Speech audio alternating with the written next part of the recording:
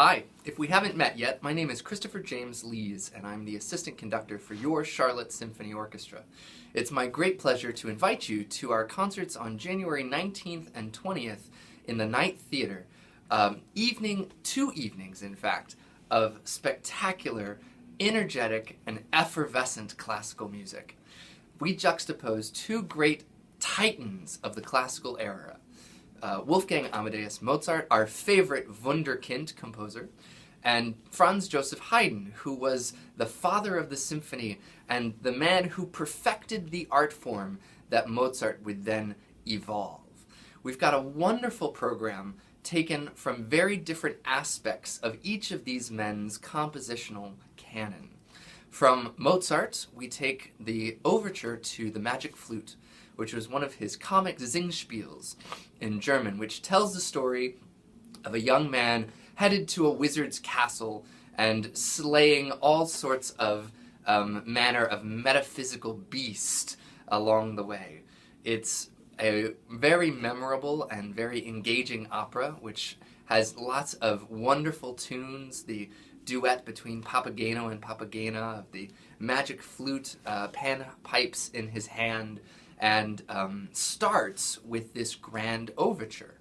It begins with 3 large knocks on Zarastro's castle, and from then the energy and the vitality and the momentum of the entire opera is captivated in this condensed overture.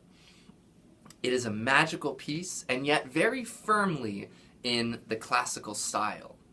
The concert closes with maybe one of Haydn's funniest pieces, and also one of his most dramatic, and this is the Farewell Symphony. This piece was written for a family in which the musicians of the orchestra were demanding time off at the time. And so Haydn wrote for the musicians and for the patrons this grand gesture that has fire and brimstone, intensity and darkness, a few moments of great levity, and then the concluding movement is where it gets its name, the Farewell Symphony, from. Haydn composes within the piece each player of the orchestra, the closer one gets to the end, to stand up, blow out the candle that would have lit their music at the time, and walk out, and we have this grand kind of theatrical diminuendo towards the end of the piece. The scene in concert, this is one of the most, I think, bemusing and, quite frankly, hilarious ways to end a classical symphony.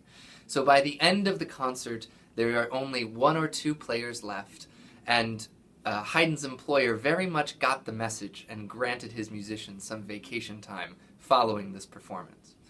I know that this is going to be a very exciting, very rousing, very amusing, very dramatic, and very satisfying evening from these 2 great classical masters, Haydn and Mozart. And we can't wait to see you in the Night Theater on January 19th and 20th to join us.